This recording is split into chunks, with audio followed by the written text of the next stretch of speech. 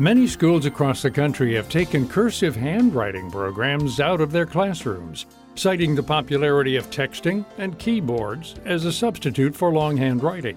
Small children learn to print in preschool and up through second grade, but then it stops, and precious class time is devoted to other subjects. Is this a good idea?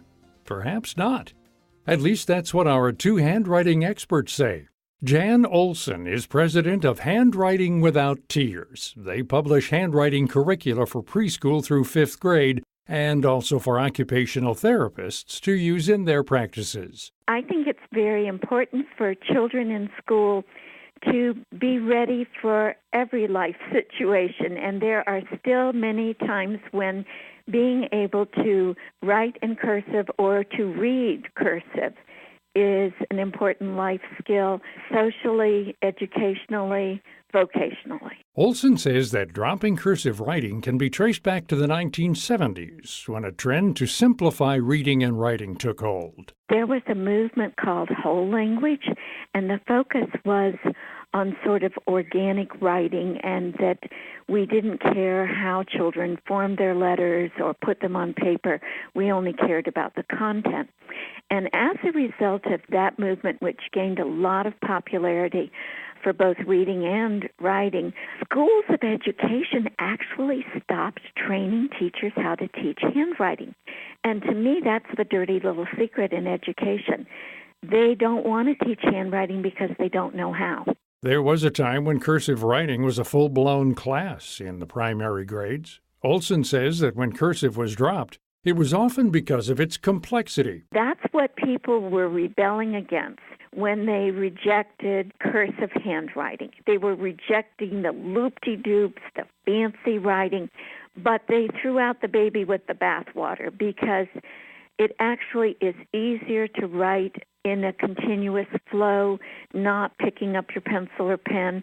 It also makes it easier to read because the words don't run together. Olson says that kids draw their letters when they print and often have a problem with words running together.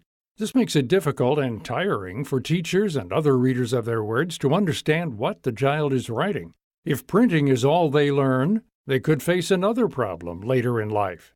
Printing is taught in kindergarten, first, second grade, and that's still a very young child, not quite 8 years old. And if you stop your handwriting instruction at 8 years old, you will have handwriting of an 8-year-old. You'll look like a very young child. It gives a bad impression if your writing looks like an 8-year-old. Margaret Shepard says that cursive writing also helps children and adults express themselves better than they would using simple block lettering.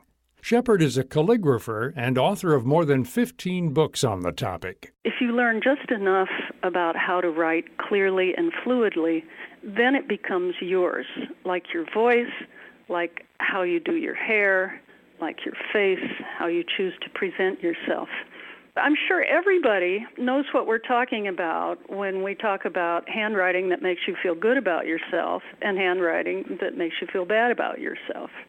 I think kids can be taught ways to write that are going to make themselves feel comfortable expressing themselves.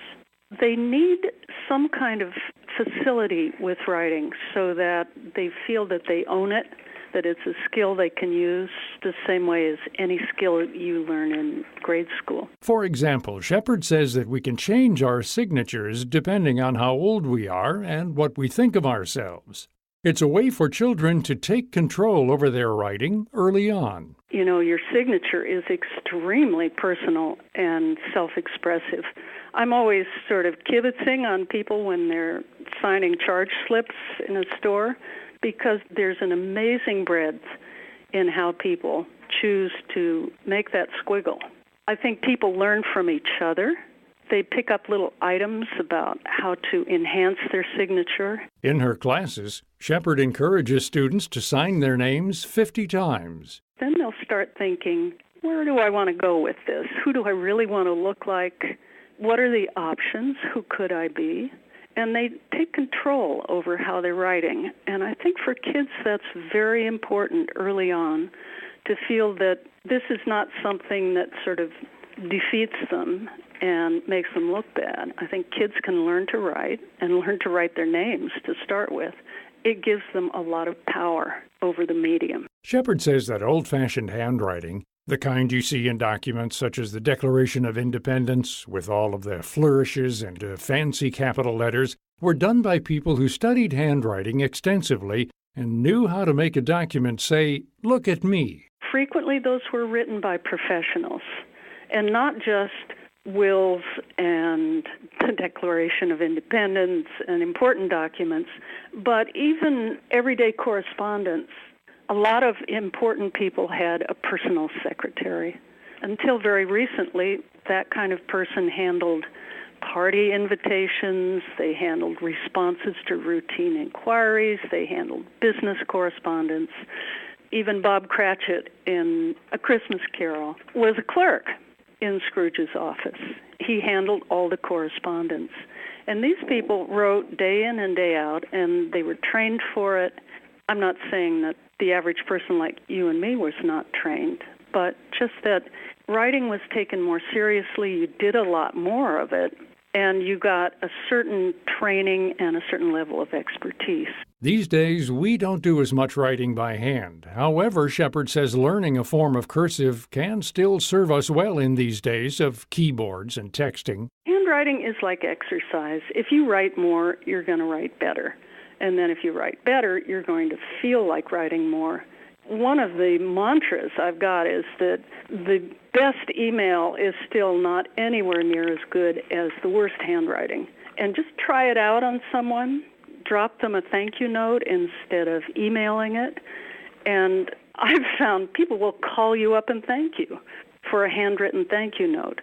Sure, they're not getting many, and you probably don't write very many, but that just means that each one has more impact. It can also have more impact on how well a child does in school. Jan Olson tells the story of a child who was struggling in class. I find that a child who struggles to write struggles in every subject.